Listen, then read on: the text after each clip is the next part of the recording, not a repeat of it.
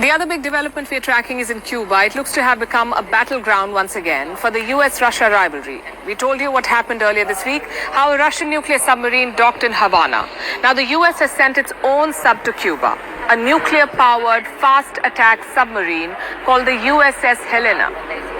There have been a lot of American vessels called the Helena.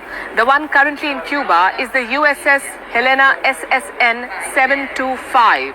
It's a Los Angeles-class submarine, and it's built to take down other subs. The vessel arrived in Cuba on Thursday, just a day after Russian warships docked in Havana. The American ship is not in the Cuban capital, though. It's in the U.S. naval base in Cuba, Guantanamo Bay. Many of you would have heard about Guantanamo Bay, or Gitmo as some like to call it. It's both a naval base and an infamous prison where the US tortured people, because torture is not permitted on American soil, so Guantanamo was their workaround, their offshore torture chamber. And now it is the site of a US-Russia blinking contest. The Americans will deny this, of course. They say their submarine is making a routine stop, something they had planned weeks ago and informed the Cuban authorities about. This is probably true, but it doesn't change the optics. From the outside, it looks like the US is challenging Russia, saying, whatever you can do, we can do it too. It's a strong statement. It keeps American pride intact, but it also puts the rest of the world in danger.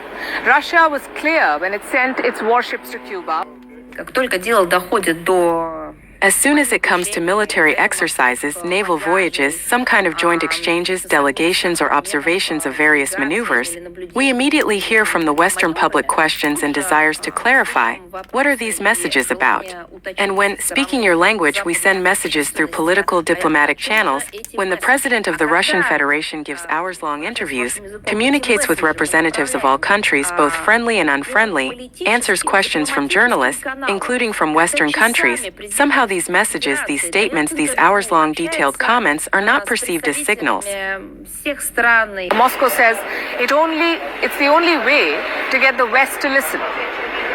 That without shows of strength, the West will not engage, and that logic is also problematic. It also brings the world closer to the edge, but does that excuse the American attempts at one-upmanship? The Russian vessels had already arrived in Cuba, so Washington knew that the region was a powder keg. Reports say that there were debates in the US about going ahead with a submarine deployment, whether they should do it or not. There was a debate. In the end, it seems ego prevailed over common sense. The US did not want to set a precedent. They did not want foreign movements to affect their routine deployments. So they went ahead and sent the USS Helena, ignoring the potential consequences of their actions. And it's not just Russia that's facing America's inconsiderate behavior. There's also another angle to this: Cuba's frustration. Cuba and the US are not on friendly terms, but the US has a base in the country. Ever wondered why? It's because the country signed the Guantanamo deal back in 1903. You heard that right. 1903, more than 120 years ago, the base was given to the US in perpetuity for a few $1,000s a month. That's enough of that. First and foremost, I want to give all honor and glory to Yahweh, Bahashem, Yahweh Shai, Bahashem, Rakaha, Kodash. Double honors to the elders and apostles and GMS who I learned from. Shalom to the whole full leg preaching His word in truth and sincerity, and to you ribs, and to you sisters out there learning in silence and staying in order. I say to you all, Shalom. Right, so things are heating up, right, as they have been. You know, this ongoing conflict with Russia. You know, Gog is been going on for like 15 years on the low. Now it's being brought closer and closer into the public light where everybody knows about it, right? But a lot of people still don't know how deep this is. Everybody's going about, you know, their business, you know, giving their hand in marriage, marrying, you know, going about their very day, you know. Today's Sunday. Alleged it's supposed to be Father's Day. People are preoccupied with barbecues and you know get-togethers, you know, spending a whole bunch of money that they don't really have on food and drinks instead of getting, you know, mentally prepared for what's coming. Right? Everybody's living as if the days of Noah. Right? The warning has been brought out by the apostles on down. You know, the world, the gig is up, man. The veil has been lifted a while ago, right? It is up to you to decide what you do with that information. Well, really, you know, you were predestined to, you know, go about your way, whatever your lot is.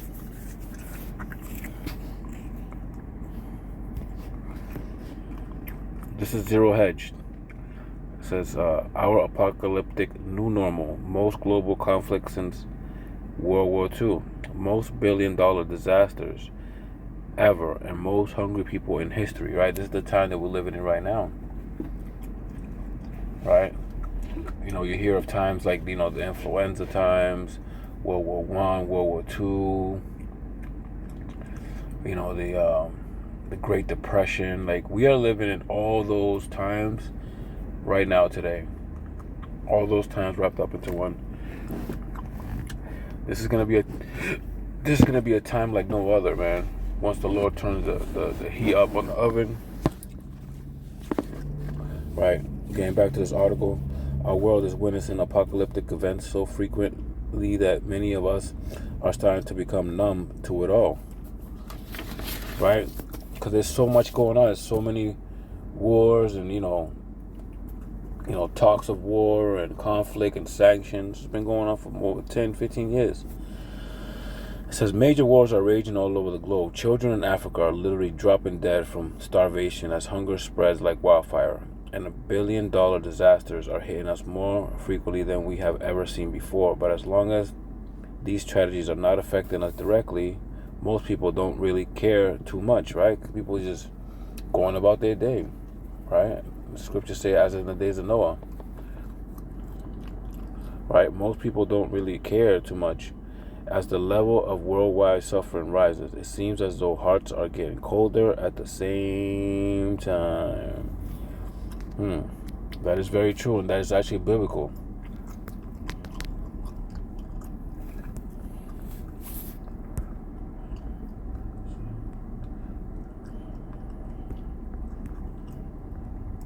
This is Matthew 24, verse 12. Because this is the NIV, because of the increase of the wickedness, the love of most will grow cold. Right, we're living in wicked ass times. Right, the place in power, America, aka Babylon, is spiritually known as Egypt and Sodom.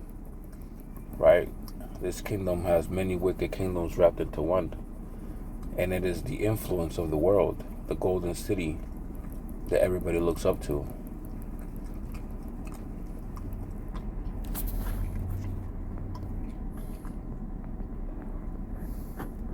It says here, according to the brand new study, the number of armed conflicts in 2023 was the most that we have ever seen in a single year since the end of World War II. Most armed conflicts took place worldwide in 2023 than any other year since the end of the Second World War, according to Norwegian study published Monday. Last year saw 59 conflicts, of which 28 were in Africa, and the Peace Research Institute of Oslo showed we really are living in a time of wars and rumors of wars, right? This is directly from scriptures, right? In that same chapter, Matthew 24 and verse 6, right? We was in 12. Verse 6 says, you will hear of wars and rumors of wars, but see to it that you are not alarmed. Right, this is in the NIV, by the way. Right, these wars and rumors of wars have been going on for a while. I mean, it is intensifying, but we must wait for the prophecies to come in their order. Right, such things must happen, but the end is still to come. Right, Yahushua coming back with his angels will be the end of it. Right, when God fires the missiles into Babylon, aka America. Right, we still got the MOTB, the famine of the word, right? Jacob's trouble. All these things got to happen before Yahushua comes back. Verse 8, all these are the beginning of birth pains, right? This is what we're in right now, the beginning of birth pains. It says, but since it isn't our sons and daughters that are being gunned down on the killing fields of eastern Ukraine, most of us in the Western world aren't really moved by all of the bloodshed. Right? Every single day, more young lives are being wasted. But if you think that things are bad now, just wait until Israel and Hezbollah start lobbing thousands of missiles back and forth. China invaded Taiwan, and Russians and NATO begin directly pummeling one another. Right, that's what's coming next. We hear, brothers and sisters. This is Revelations 11 and 14. The second war is past, and behold, the third war cometh quickly. First and foremost, I want to give all honor and glory to Yahweh, Bahashim Yahushai, Bahashim Rokakadash, double honors to the elders and apostles of GMS who I learned from. Shalom to the whole for elect, preaching this word in truth of sincerity, and to you, Riv, to you sisters out there learning in silence and staying in order. I say to you all, Shalom. I pray this lesson was edifying. On to the next one.